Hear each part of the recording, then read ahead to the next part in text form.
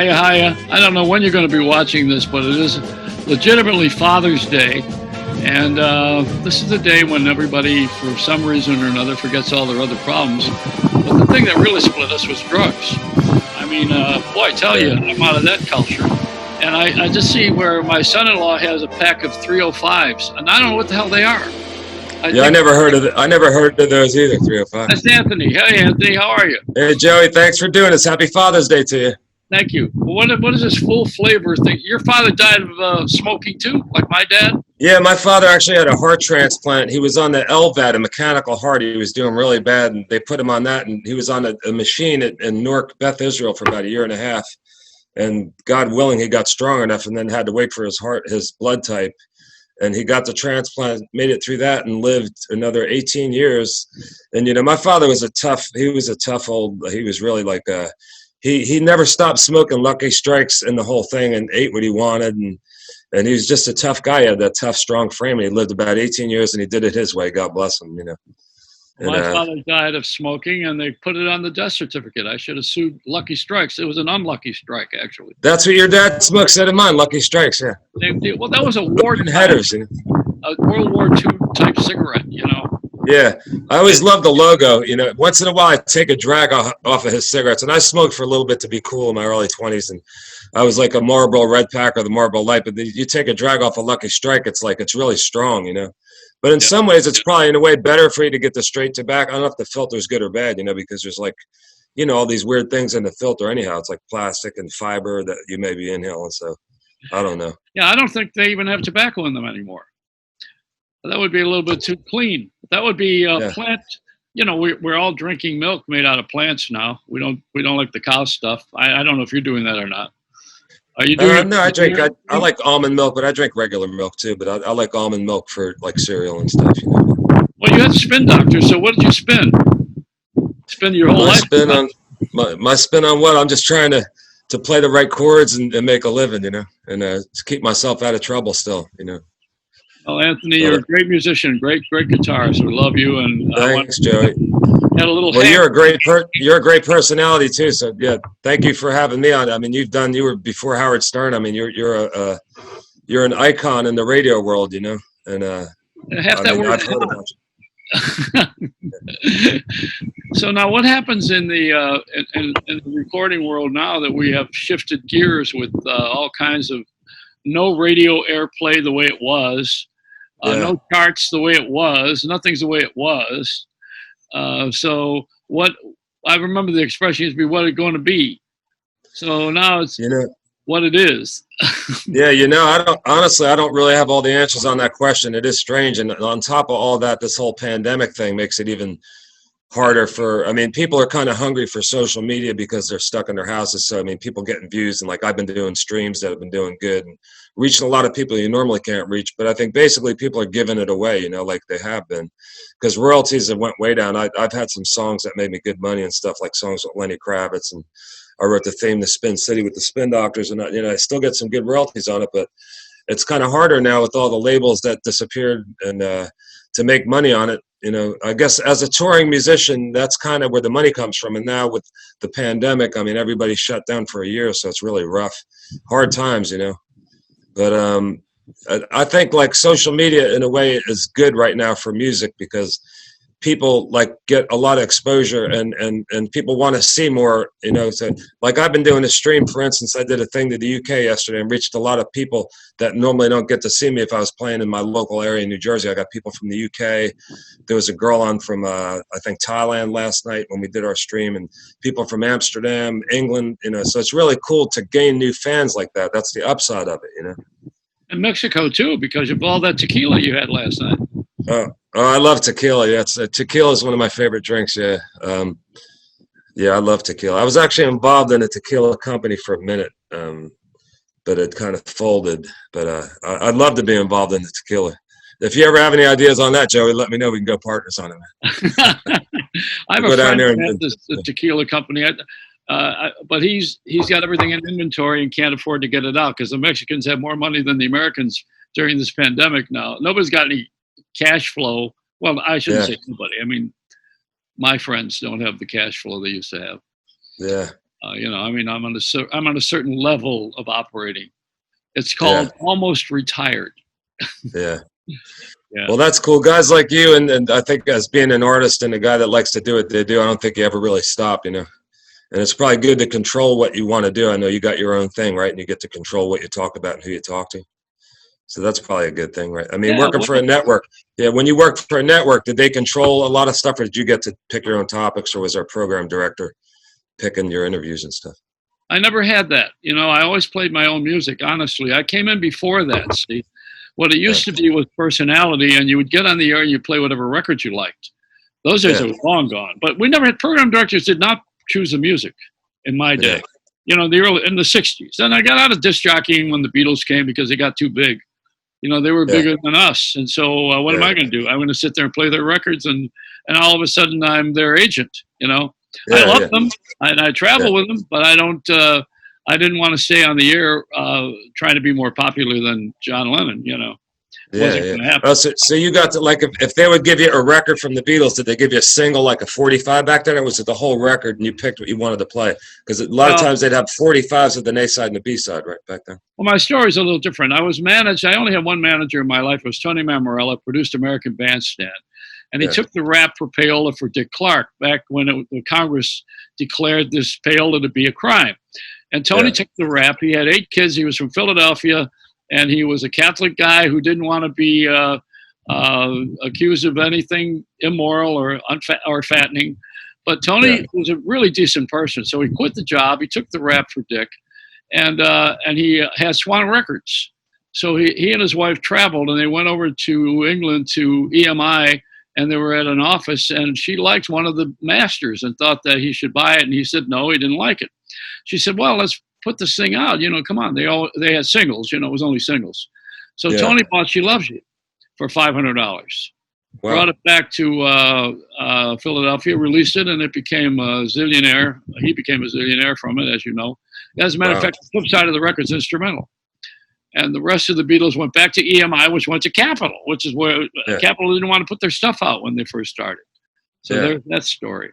Where were you around that time? What were you doing? I was born in like 66, So. Oh, you came around after.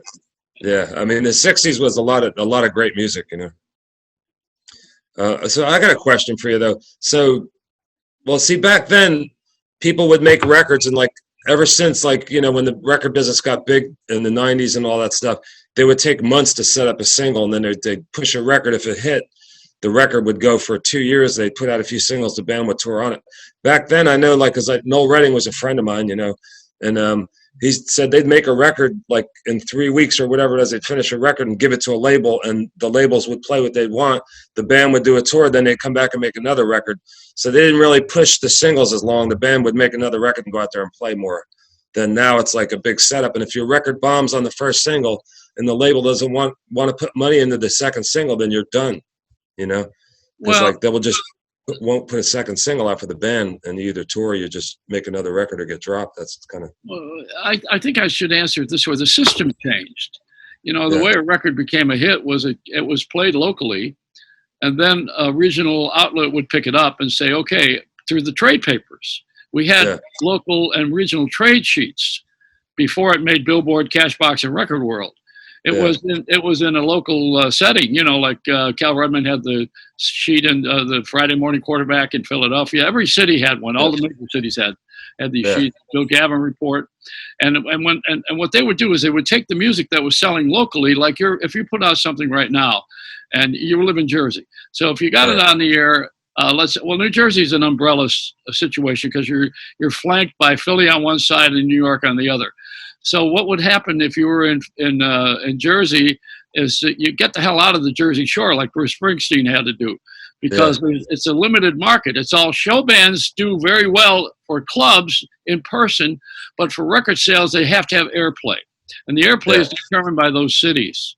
It used to be radio and records; they were married. That's not the case. See. Now it's downloading and 99 cents a play. That's it. Yeah, well, that's good to know. And then, but then too, let's put this out there. When a record was a hit and an album got released, it was supported by a lot of promotion and ads, trade ads, plus tour. And the tour was supported by the record company and then picked up by related industries like KLA speakers in those days, Sponsors, right? Sponsors. Yeah, a sponsorship. So Yeah. it was always paying for itself, and the artist really never relied on the single to be anything but a loss leader, as a rule. Yeah. Then once you make it, let me say this. I worked on Star Wars, and the first time out, Star Wars made for 20th Century Fox $90 million, and on marketing, George Lucas made 10%. On the second, Empire Strikes Back, because he had already such a huge hit, he made 90%, and the studio made 10. Yeah. So you get the muscle. That's the same thing with you guys.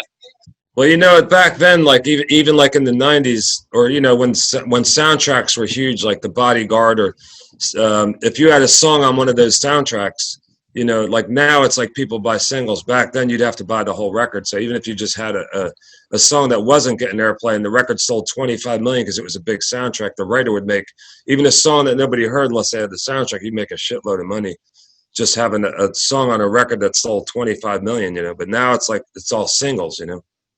Well, so it almost doesn't matter. Like, old school artists like me, whatever, you like to finish a record as a body of work that you want to hear all the way through, and I still like doing that, But now it's kind of almost better to just get singles out and then have a video behind it because you get more exposure, I think, as an artist, if you have some visual with it, The money also came from cover records. If you had a song that was a hit, it would be done by everybody from Mantovani to another rock and roller. But that's not the case now.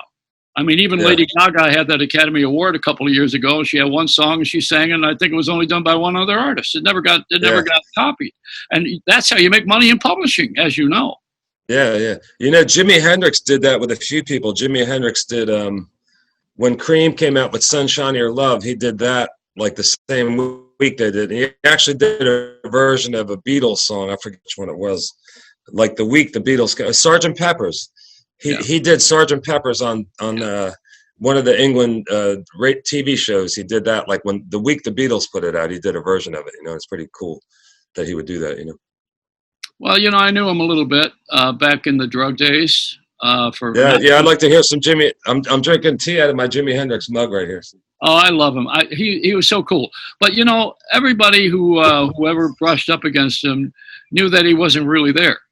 Because we don't know. Jimmy, are you here? Are you home?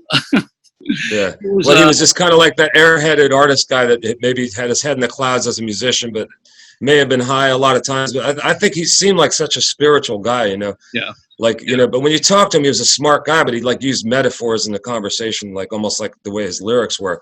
I think he was such a great artist. I mean, you can tell me, but it almost sounds like he was uncomfortable talking to people unless he had a guitar in his hand, which it is odd to go on a TV show when you do what you do. And, sometimes, I don't know, it seemed awkward for him to, like, even though he was a smart guy and he was cool on camera, you wonder what he was really like. And so you met him a few times, Joey? Did you interview him? Or you got but he's akin to Bob Marley, who was in Jamaica. Of course, Ziggy's around, his brother. But, they and I think one of his kids is doing it. It's a family business. This Jamaican ska. Remember, it was a ska? I don't know if you ever heard that expression. Yeah. They called it that style of music. The shuffle was in England, but it was called the ska in Jamaica. And, that kind of music was very popular with Johnny Nash. I can see clearly now. That was big. Yeah. Jimmy Cliff. Jimmy wrote melodies. He wrote some melodies. I think a harder hit was, I don't know. I would like to, I hate to say it, but I think Jimi Hendrix was the precursor for Metallica, only because of the hard hitting guitar, just because of the hard hitting. It set it up anyway. That's just my own head. It's in my own head. Yeah. I mean, I don't know that that's a professional opinion. It's just mine. Olmsted Studios, where I recorded The Road, and she's not there. I had a wonderful album, and Jimmy was recording there with at the time Janis Joplin. They were both doing sessions. Wow. That was in New York, and it was a terrific time. Everybody was in the business at the time of trying to make good music. Remember that? Yeah. Now you got real music. Yeah, it seemed like there was a lot more original stuff going on where nobody was trying to chase the tail of pop music like they do now in a way. Like a lot of stuff sounds the same, either made by the same producers, the same beats, the same tempos, like country music and dance stuff or whatever. It's real repetitious, you know. But so Joey, you got any Janis? Is there any stories you got with Janis Joplin and Jimmy? Like there's rumors that I don't think they ever jammed together, but I know they met. Is it once or twice they met? Or no? Well, they jammed together, but I'm not going to tell you how. They Can jammed. you give us a water? Can you give us a watered down version of that? So we're gonna have to. Well, they were together suspiciously behind the scenes in the recording studio. They liked each other. Yeah. Well, that's cool. I say too much. If I say too much, the estate will sue me. You know. Yeah, you're right. I bet there's a lot of stories that you might not be able to talk about. Well, the guy's not. I mean, the artists aren't even around. You're going to be arguing with the family who they don't even know anything about them. You know. Yeah. I mean, this is it's a litigious world we live in. It's all about the lawyers now. We graduated too many lawyers. It's all crap. I know. Yeah. So yeah, you know, like I played with Noel Redding for 10 years, Hendrix's bass player. He was in the Experience, and they did a lot for a short amount of time, really, you know. And that record was like such a groundbreaking record, you know. But the Hey Joe is on that record, and Hey Joe was caught by a guy named Tim Rose. Did you ever hear of Tim Rose? Sure, of course. Yeah, Tim Rose was like a folk guy on the scene, but he did a version of Hey Joe that Hendrix copped from, you know. So, and a lot of people didn't know that. And it was I think that was his first big hit in England, you know.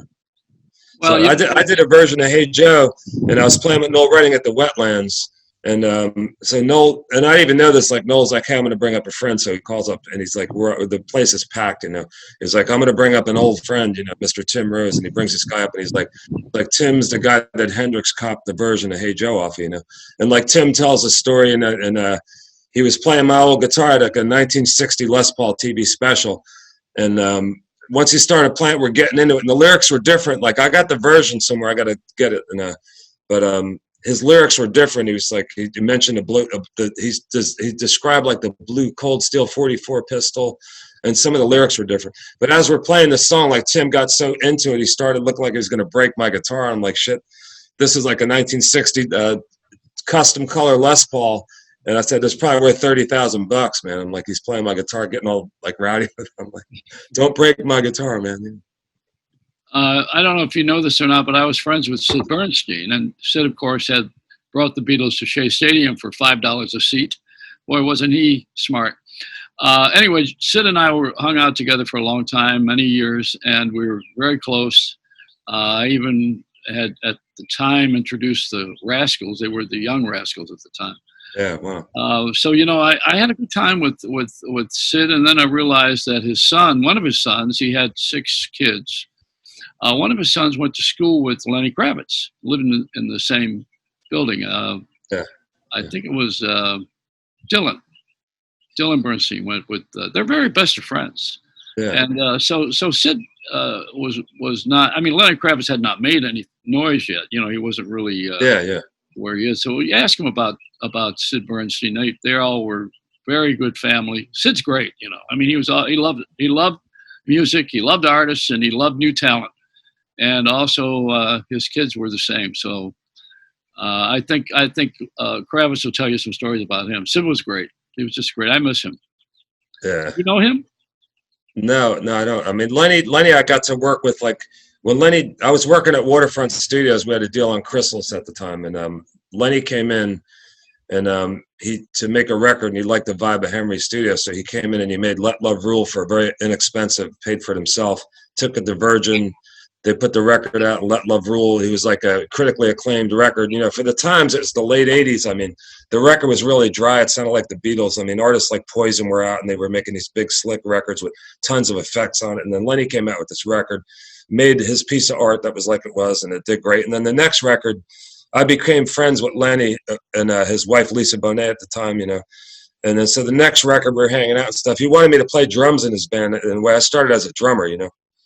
So I was working on some tracks on the second record, and we laid down this track, and like the next day, Henry Hirsch, the guy that produced and made those records with Lenny, said, man, I want to play this for Lenny. So I played it for Lenny the next day, and Lenny was like, he called me up and he said, man, I love this track. You know, can I write to this, you know? And he was going through some stuff, at least at the time. It was a second record, and I don't know what some stuff went on, you know. And so he wrote Stand By My Woman to the track that we came up with.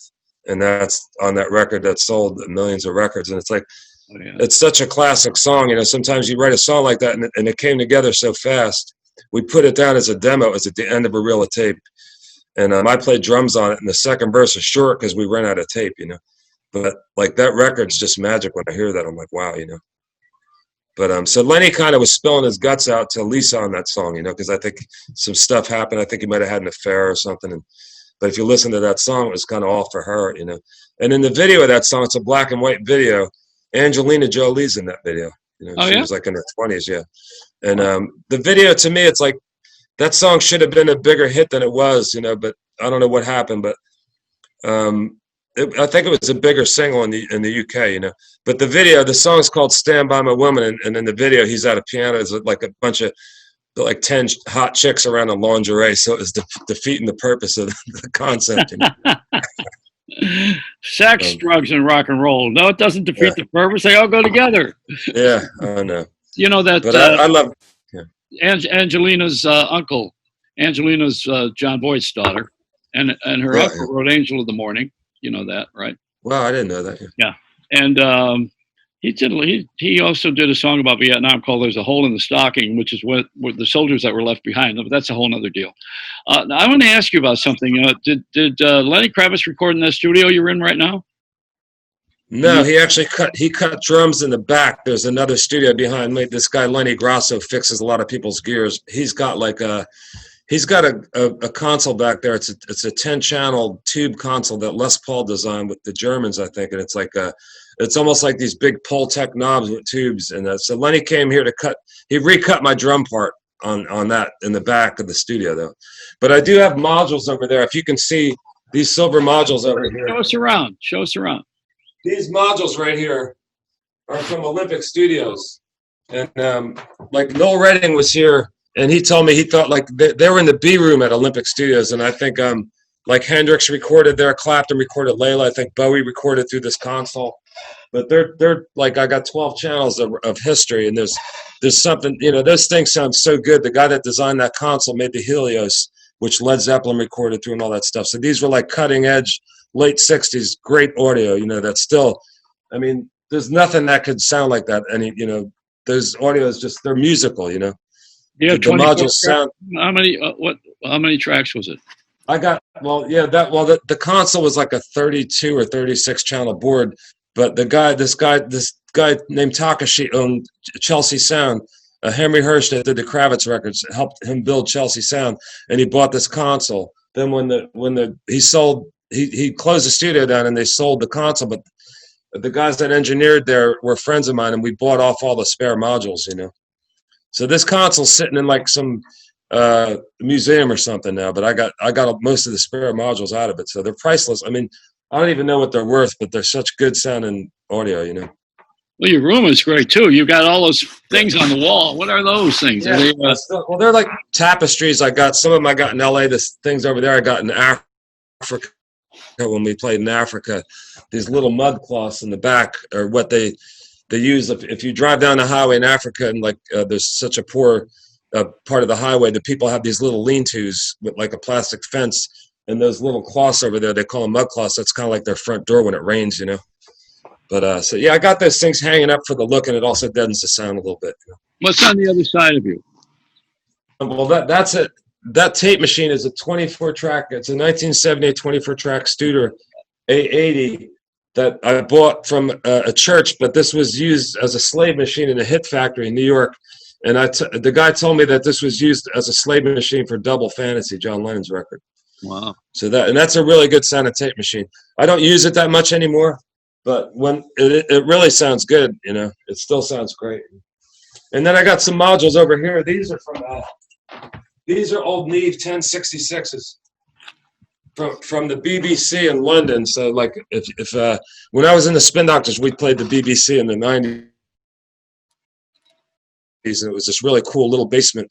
And I think it was the same board that Zeppelin and all those guys recorded. And anybody played on radio back then, but those modules came out of there, and they're really amazing sounding Neves. So they're like, Neves are worth a lot of money. They're some of the best audio ever made. And on your right side, what's on your right side? What else can you see? There you go. You got, it looks an Apex deck. Yeah, there's just a bunch of stuff over there. It's my patch bay. I got like some API pre's, digital reverbs, and a few compressors. Then I got some tube compressors on the bottom you can't see. But I have a lot of good sounding analog gear that makes a big difference if you're recording on digital and go through really good vintage stuff to get a warmer sound, you know. If you're not going to use analog, I mean, it's the next, you know, for digital, it really makes it sound good, I think. I think I get really good drum sounds and stuff because of my gear. Like the sounds I get are pretty fat, you know, and real, because I think the audio makes a big difference for digital, you know, compared to, I mean, there's a lot of good new stuff out there too, but there's something about that old amazing technology that was hand wired and designed in the 60s, the way it was made. And there's a reason why those records sounded so good. And they were also cut on analog, you know. Well, I think your broadcast, which I see on Saturday night, I don't know when they're on besides that, but I've seen them on Saturday nights, and they're terrific. I mean, you managed to get great sound, and it's yeah, you know, yeah. It took a while. Like when we first started doing it, you know, we were just using an iPhone, and I had all this stuff in here. I'm like, man, we got to figure out a way to have my audio going in. So I ended up buying a camera and all this stuff. We had to get converters to go into it, but now we have it all going in through the stream. So yeah, we've been doing a stream every Saturday night from 7 to 9. And this Saturday coming up, actually, we're doing a thing. Like as you know, I was good friends with Noel Redding, and I played with Noel Redding for 10 years. And we made a live record called Live from the Bunker with Ivan Crowell, who passed away. Ivan played with Patti Smith, Iggy Pop. Frankie LaRocca was a good friend of mine. He's the guy that turned me on to Noel. He met him at the awards and put some shows together. We did this live record from the Bunker. And it's the anniversary when it was released on Billboard on June 27th on 2002, was it, I believe? I forget what year it was released on Billboard. But we're going to do a version. We're going to play that record in its entirety and mix in a few other Hendrix tunes. This Saturday, we're doing a stream for the UK at 3 o'clock, and then a 7 to 9 Eastern Central time. And we'll be doing a tribute and a nod to Noel and Hendrix and Frank LaRocca and Ivan Crowell. How can we watch? Tell everybody how we can go, how we can access it. Yeah, I'll let you know. I'll get you a link, and you know, and we'll get you all that. And I'd like to, you know, to keep in honor of those guys. Like Noel Redding was such a good friend of mine. I did the last gig with him before he died, and you know, he was a part of history. And you know, he had some tough breaks. He kind of died broke, and you know, there's a lot of, you know. I don't know, you know, like bad business deals, you know, it happens to everybody still, I guess, you know, but Noel was just a great friend of mine. And it's an honor for me to get to spend 10 years musically and as a personal friend with a guy like that, you know, that was such a part of history. Do you feel some sort of romance between the Jersey musicians, the bar bands? Is there any marriage from the past? What do you mean? What's that question again? Sam the band. I used to like them. I don't know if you knew them years ago. There were. I mean, even the Stone Pony was famous for presenting Bruce and other artists. And in Manasquan, you know, there's different places. I mean, Jersey was a fertile territory for bar bands, and many of them broke through. Where did you first start? Well, yeah, I was born and raised in Plainfield, New Jersey. And I grew up in a black neighborhood until I was about 10, and then I moved into North Plainfield. And so, yeah, I started playing gigs at 8 years old, or 10, 11 years old. I was playing gigs with my brother. I was a drummer first. I still play drums, you know. So I was playing like high school dances and parties with my brother and my cousin. Like at a young age, I kind of started, you know, playing gigs, making money at 10 or 12. Then I went to guitar at 13, 14, started writing songs with a guy in high school. And so then we started playing high school dances and playing all our own original stuff. And then out of high school, I got a publishing deal, which led to a record deal on Chrysalis. And so I started, you know, I just started writing songs. And a lot of my friends went to music school, and I didn't have the money. My parents split up when I was 13. And so I just started playing gigs and getting myself around. And, you know, my friends went to Berkeley School of Music. And I was out playing gigs in New York, and by the time they did 2 years of that, I had a publishing deal and was going living in LA and stuff. So I think I had a lot of success at a young age, but as an artist, things go up and down, no matter how much, it's just hard to always sustain as an artist. You're going to have your up and down years, but I had some really good years, and the way things have changed, I'm still doing pretty good, and I'm doing quality work. I got a lot of good connections, and I'm just trying to go with the times, I said, how about your kids? Have they followed their dad? I have twin girls. Now, one of them is she's just graduated from beauty school, and my other daughter is she's working at a daycare place as a supervisor. She likes working with children, so she's in that. She was going to do fashion, but she decided she loves working with kids, And then my son is kind of doing like metalcore. It's not my type of music, but it sounds like somebody's getting killed in the next room when he screams. It's like screamo stuff, But I mean, he spends a lot of time at it, and he looks cool, and but it's not my kind of music. But he hasn't been doing any gigs yet, and I told him you got to get out and play. You can't just like post stuff on social media. But I honestly think that if he got out there and did it, he would do good because he's such a character with it, Even though it's not my type of music, but I love all kinds of music, But he hasn't come to my studio yet, and I'm trying to get him to, at least if you're going to do it, go out and find some guys to play with. You know what I mean? Because they always say experience is the best teacher. I mean, I had a great guitar teacher named Harry Leahy, who was a legendary jazz player. And Harry would show me all this stuff, and I would learn what I knew I can use, and some of the stuff I didn't want to learn. But he always told me, and it stuck with me. He said one gig is like 10 rehearsals. So, a live show, you learn so much more than you do. Because I used to have a band, and we'd sit in there, we'd rehearse every Thursday night and try and get ready to go play live. But playing live, you learn so much more, because you kind of, if you experiment and you take a chance, you're going to be great one night. And then other nights you might not be as good, because it all kind of goes off of a mood, If you're emotional, you're in a bad mood, something happens, you still have to get yourself up and play. And sometimes that's when the best stuff happens, But I think, just from doing it so much, even if you think you had a bad night, it's still usually good if you're really good at your craft. I kind of hate watching myself on video because I always find stuff that bothers me. I'm like, man, I shouldn't have done this or whatever, But it's like, it's probably a lot worse to me than it is to other people. But I guess I'm a perfectionist, Well, sure, of course you are, and it sounds it too. Your work is great. Have you found any other rising stars in your travels that you want to put your money on? Trying to think, not lately, but I do notice these days, like just like scrolling through the internet, I do find a lot of good young people out there playing, and I check them out, and a lot of people are just playing acoustic, and there's nothing to hide behind. So, but yeah, at this point, not really. I've been just trying to focus on my own thing. Are you still using Les Paul Gibsons, or have you shifted over? I mix it around. Yeah, I mean, I have Les Pauls. I've been using a 335, which is an ES 335 hollow body, but I have a 52 gold top. I use a lot of 68 Les Paul, a 68 Telecaster, and some Strats. So yeah, I like to mix them up because I mean, there's different guitars are good for different songs and sounds. Telecaster I use for some stuff, and this is one of my favorite Strats here. This is this guitar I got when I was on the road with the Rolling Stones. The Spin Doctors opened for the Stones, and I became friends with Pierre, Keith Richards' guitar tech, and I told him I was looking for a Strat. And we were doing places like like 40 to 60,000 seaters a night. See, and they'd have like this huge like auditorium with guitar dealers would come in, and there'd be like a huge room, like a music warehouse or guitar show full of guitars.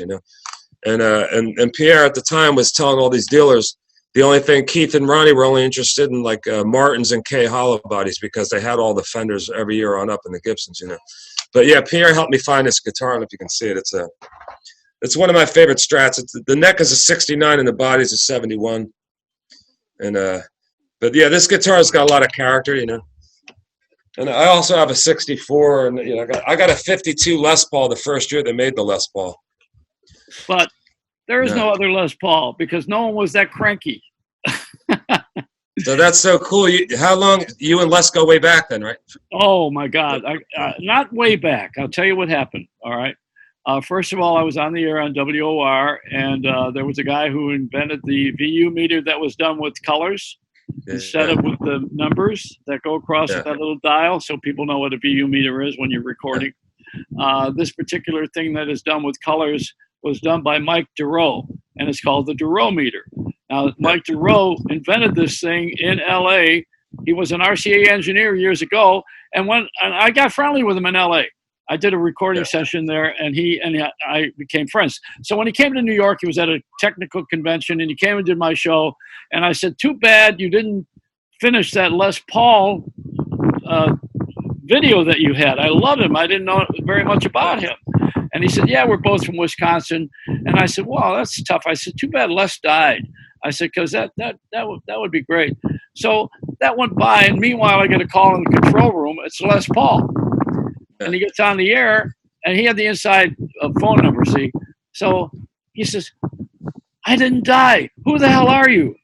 And I said, "Well, I'm Joey Reynolds." He says, "I don't know anything about you." "Well, I didn't die. I just got out of the Cleveland Clinic, and I'm fine. I'm driving across the Tappan Zee Bridge, and I'm listening to you.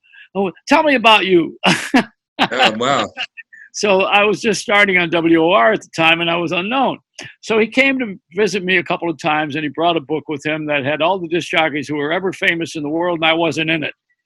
Yeah. And he said, "How come you're not in this book?" I says, "I don't know." He says, "I thought you were a famous disc jockey." I says, "I thought I was too." It was all the guys that took payola. Never took a payoff. So I said, that's why I didn't make the book. Well, we got to be great friends.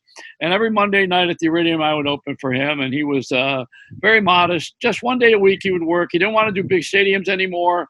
And, you know, I knew a lot about him and about the background with Bing Crosby and the invention and Alvin and the Chipmunks and the multiple recording techniques and Mary Ford and the past with his kids and the separations.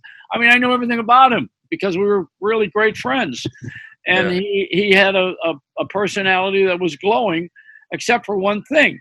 He never spent any money. So I figured, well, the guy is broke or he's poor. He doesn't have anything left. His career is over, but maybe the guitars aren't selling. I don't know. Yeah. And I was talking to the guy at Gibson one time, and he said, "Les, his guitars are still selling.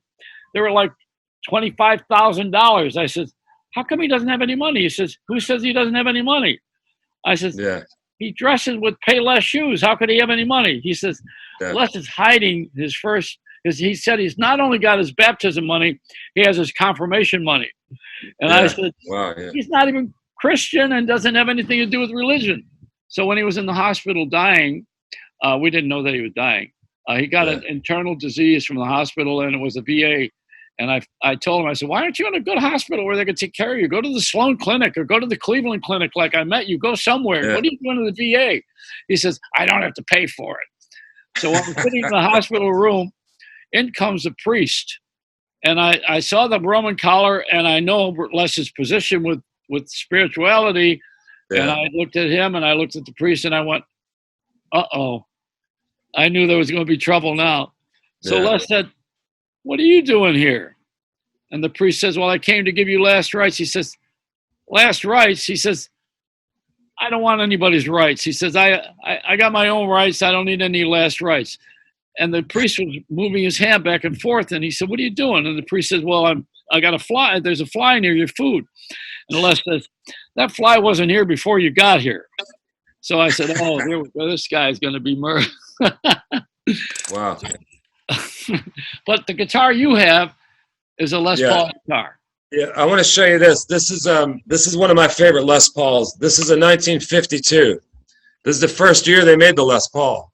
It's a gold top, and everything's original on it except for it didn't have a Bigsby on it. It had a trapeze tailpiece, and somebody put this on with a stop tailpiece with the Bigsby because you get more sustain on it. Instead of the trapeze tailpiece, you don't get as much sustain. So that's the only mod on this guitar, but I don't know what it's worth. I'd probably never sell this one. I'm gonna die with this, you know. But what a cool guitar. Can you believe this? Like Les Paul invented this for a 1952.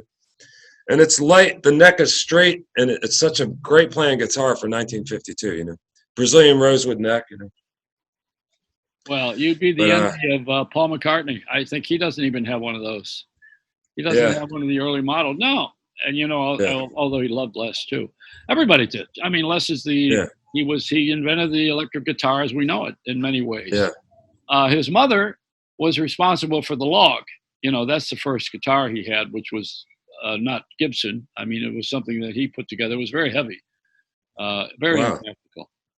But he tells all these stories. I mean, I'd like to see a picture of that. They called it the log, you mean? Yeah, it was called the log. Yeah, I got so many different Les Paul things. I mean, he was a good friend. I mean, different. Yeah, yeah. I don't play any instruments. I know nothing about music. I can't read a note, and I don't sing. I don't play. I barely dance. I'll do yoga. But I don't know anything about any of this. So he gave me one of his guitars, which is an early one that he gave as a souvenir, and he signed it. He gave one to Frank Sinatra and another one to me, he says. So he was 90. He was on his 90th birthday. Yeah. He died at 95. I think it was 95.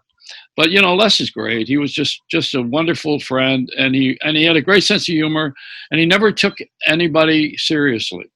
Yeah. He was always a clown. So you never know what to believe with him. Yeah. Oh, yeah. But he would have loved you because, first of all, you got that X, as he called it. Yeah. I always wanted to go on a Monday to the Iridium. I never made it in, and because I wanted to get him to sign this, Yeah. Well, I used to do stand-up with him, and, of course, everybody showed up. There was Al Caiola. You know who he is? And Bucky and his son, Pizzarelli. You know who they are, Yeah, right? yeah. No, that is, yeah. All those guys, they were all together. I call it a gang twang. Yeah.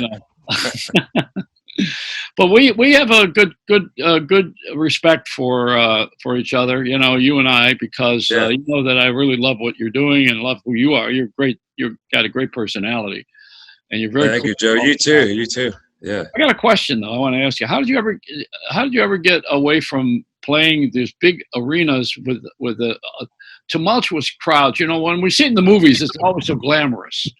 Yeah. And I don't know what it feels like. I've never done that. But what is it like? Well, it's probably one of the best feelings in the world to hear that. Just to hear the applause and just a big stage, and when we opened for the Stones, which is one of the biggest things that I with on a stage in front of the soccer stadium in Rio, 120,000 people, and you go out on the edge of the stage and you're in front of the house speakers, and I'm ripping my guitar and I could feel the power. And the people are going nuts. I mean, it's probably one of the best feelings. It's hard to explain. It's like an adrenaline rush, And then seeing the Rolling Stones or somebody go on after you, but then also getting respect from those kind of people and getting to know that they kind of dig what you're doing too was a big feat for me, But sometimes it's. What does it feel like when you're playing? What are you thinking about? I mean, with all that. There's so many people. Do you maybe football players have the same thing? Do you have an awareness of everybody around you or nothing?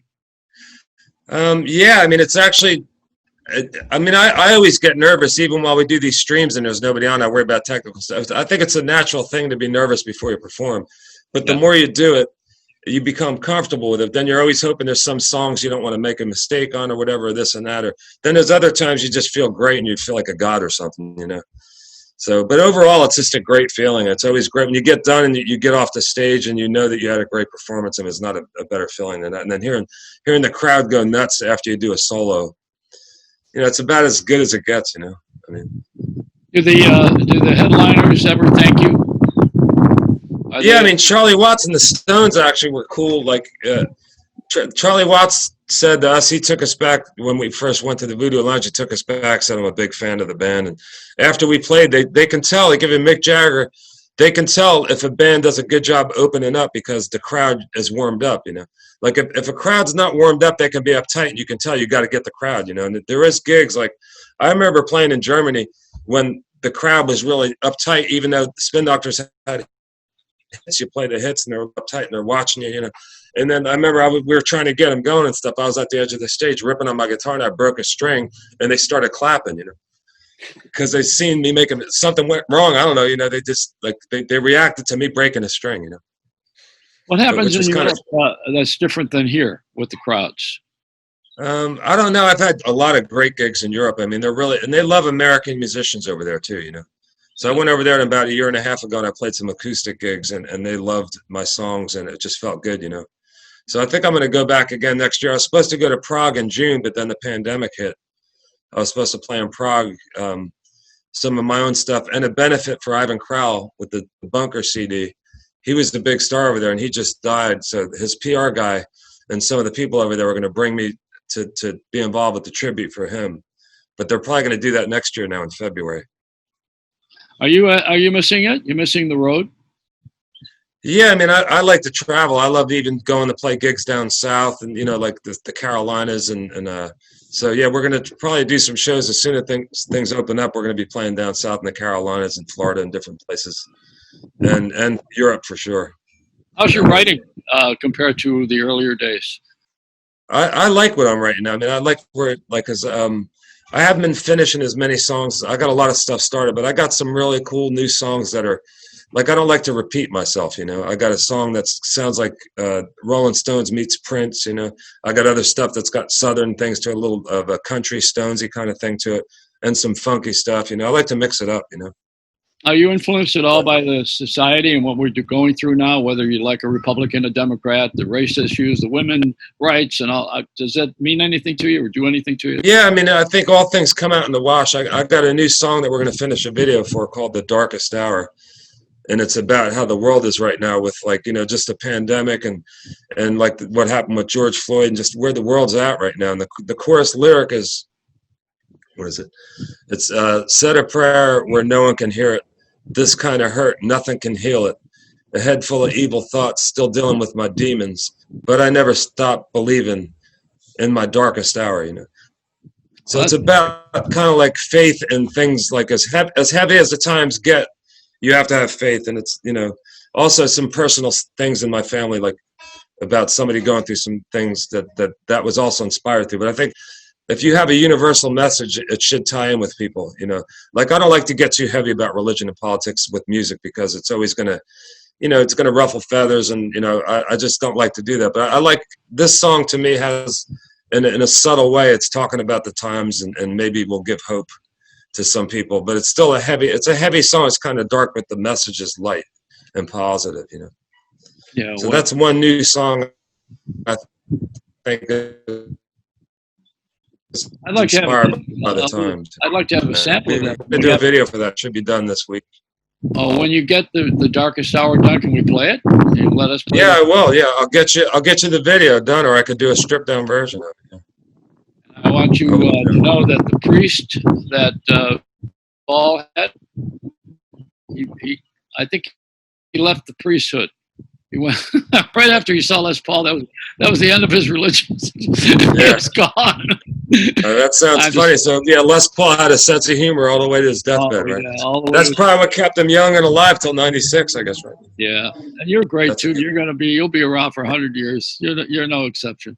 I hope so. I don't know. You're You do. I love you. You're great, Anthony. Thanks, Joe. Thank you, Joey, so much. Thanks for doing this, and I really appreciate it. Have a great Father's Day, and hope to see you soon. You too, and I want to see that video. So don't deprive. Oh yeah, I'll get it to you. Yeah, next week.